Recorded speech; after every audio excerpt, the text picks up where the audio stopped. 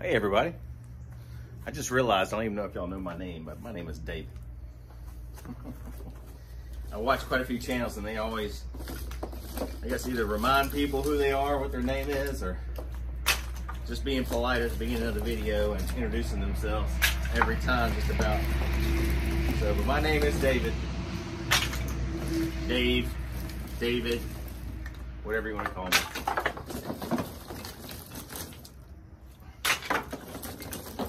And I am finishing, finally, processing all those small cutoffs that I had and end pieces, cookies, of all the hardwood. This is mostly oak. There's a little bit of maple in here, but not much. So I will use this for selling for smoking wood. I'll have some random pieces like this in there mixed in. Obviously, I wouldn't put that in the Solo Stove Mesa, obviously, but most of it is Mesa firewood size, and the pizza oven, uni pizza oven, and some smoking wood chunks. I'll show you guys a video up close of this bin that I made over here, put together. It's just basically a big cube made out of pallets. And I'll be super surprised if this thing doesn't fall down in the first month, because it is sketchy at best. Sketchy.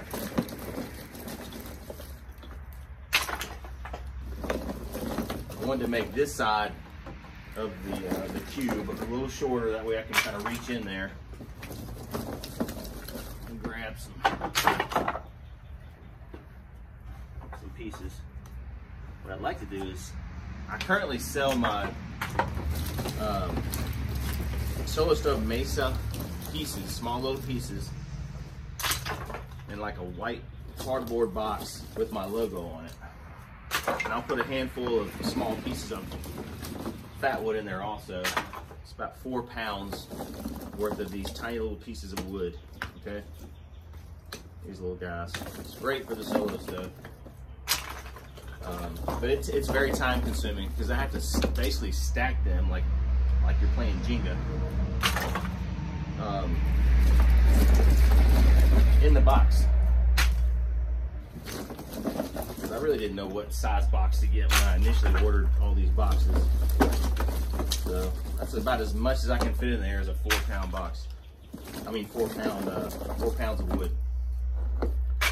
But I was thinking about maybe doing like a burlap sack, a small burlap sack, and put 4 pounds in there. It'd be much easier. I can just toss them in there. It'd save me a lot of time instead of having to stack everything. I would dump this whole trash can container in there, but it's just too heavy for me to do that. And I have a feeling that if it hits one of the sides of these pallets, the whole thing may just completely fall apart, so it's not worth it. Not worth it. Getting ready to do a firewood delivery also. 1 face cord of firewood. I have a good friend of mine that he is I mean, y'all, if you've been watching the channel, you probably know. He's got a tree service, and he was also selling firewood as like a little side gig, but he just said it's just too time consuming. They're just too busy. So he's gonna start referring me some of those calls that he gets. So just got one of his customers. He's never used them before, so he just randomly called him and asked me if he had any firewood, and my friend said they're just trying to get out of that, so call David. So that's what he's doing. He's calling me. Call Raymer wood. Just the right size. Got an outdoor fire pit. So it's going to have some excellent firewood. Excellent.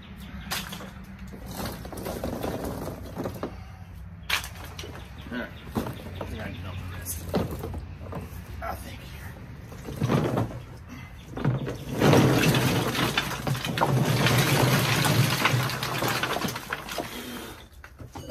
All right. Worked out pretty good. I've got some gaps here in the side and the corners because I just couldn't find any just the right size pallet, unfortunately, for that area.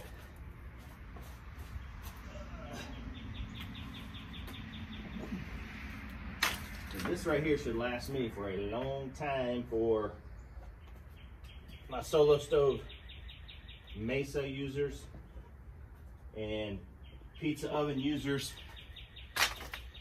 Anybody looking for small pieces of firewood to burn, I had just the right size for them. Just the right size.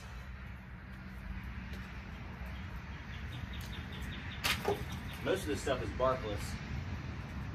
There is some larger chunks at the bottom. Kind of had to do that because there were some holes in the bottom of the pallet, some big gaps. And I wanted to kind of cover up the gaps as much as possible because I don't want this stuff resting on the ground. Even though it's dry in here under the lean-to, still just don't want it resting on the ground anywhere.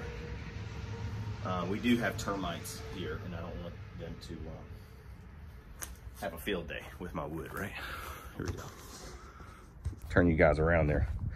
So this is my bin that I made. It's a good old country bin, y'all. You know? I mean, we'll see how long it'll stand up there. I don't know, but that is a good amount of the good stuff. That's the good stuff. I haven't decided what I want to do with this, all this over here. I've got ironwood, pecan in there, some cherry, some oak. It's all ready to go. For Christmas, I gave my brother and